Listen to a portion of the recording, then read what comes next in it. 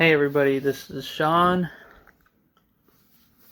I hope everybody's doing good today. Sorry I haven't been posting a lot. I've been trying to work my butt off so I can have money for school since I'm doing everything on my own this year. Today's little devotion is called Standing Out. I'm sure you saw me post something on the Fed page a little bit ago. But today's devotion is more of a reminder that we need to look into a mirror to make sure that we are the type of Christian we need to be. Not the one that we want to be, but the one that we need to be. Because in order to be like Christ, we have to be like Him, not like how we want to be like Him. We all know how Christians need to be, but if you don't, I advise you to continue watching my videos. Look at my past ones. I think I put a little bit in the past, and just click the follow button and keep on watching. Because it has come to my realization that Christianity today is more of a trend and becoming bigger on social media. This can be both a good and a bad thing. The good is that more people can come to God and study His Word and learn who He truly is.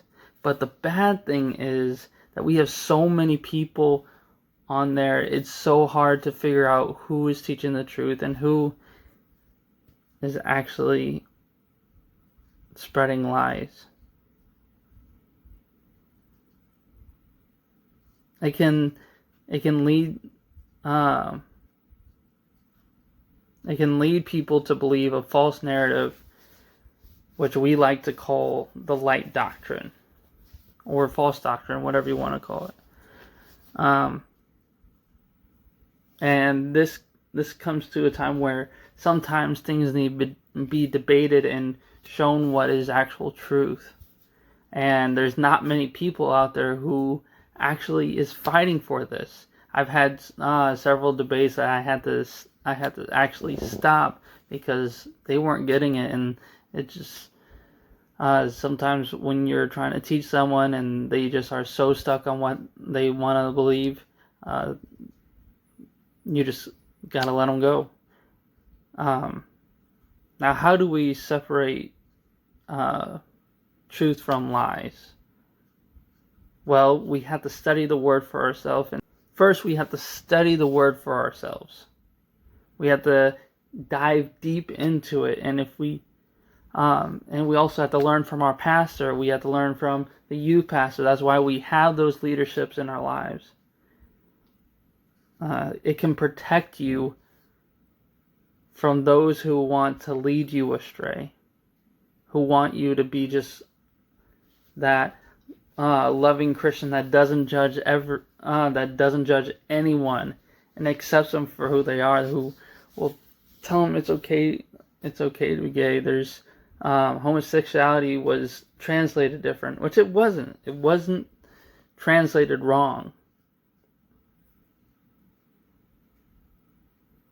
All right, let's take Lot and his family.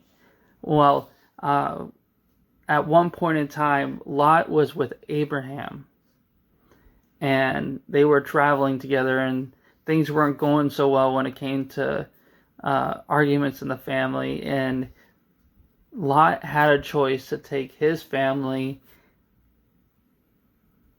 and either stick with the family of promise or to move to a city of unrighteousness. And he chose the wrong choice, and he chose to go to the city of Sodom and Gomorrah. And we know what the city was like. It was full of sin. It was full of adultery. homosexuality, betrayals, and a bunch of other things. It's a very terrible city. And sometimes we are like Lot. Sometimes we choose to leave the protection of God to the comfort of our friends and what they like to portray as fun or living life to the fullest. I remember back in my generation, the generation right before yours, used to use the words YOLO, you only live once. And it's good if you use that to the right advantage, but the way that people use that phrase is to do whatever they want, all the drugs that they can do, have sex with as many people as you can, experience as much as you can, to drink as much as you can. And that's how you get a bunch of alcoholics or drug addicts, etc. There is a reason why God uses the words as unrighteous, unclean, or unholy. He uses the words to protect us, to warn us from the things that can potentially hurt us. That will hurt us, not potentially, but will hurt us. That is why only a small fraction. That is only a small fraction of my point tonight. Be careful of who influences you or who is your inner circle. Just because that they say that they're Christian or that they're looking out for you or they're big on social media doesn't mean that they know truth. Study the word for yourself. Dive deep in the word. Pray. Ask God to give you the wisdom that you need.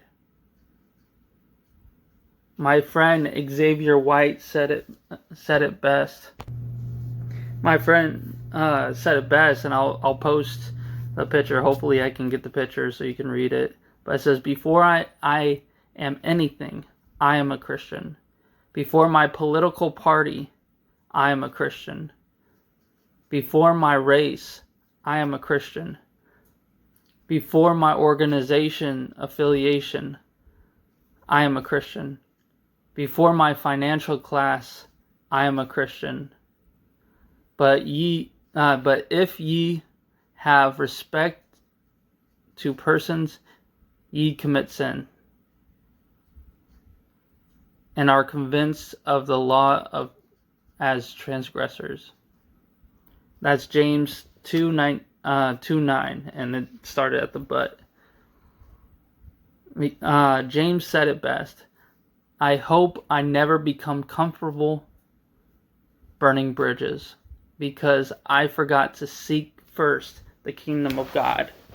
If you have to cut people off from your lives because all they do is push, pressure you into drinking, pressure you into to smoke, to do drugs, to do things that you know that you shouldn't.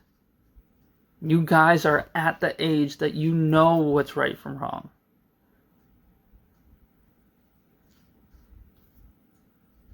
Trust God first, because God will never lead you down the wrong path, but your friends will.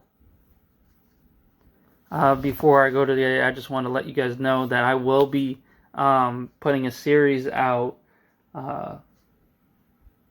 called Who is God? And it's going to dive deeper in the attributes of God, because I feel like a lot of people don't know who God is and why we believe in him so much. So I just wanted to dive deeper in that. So continue looking for those, and hope you like this video. I hope it helped you out. Leave comments below if you have certain questions message me on Instagram or Facebook, or if you have my number, message me there. Have a nice day, guys. God bless.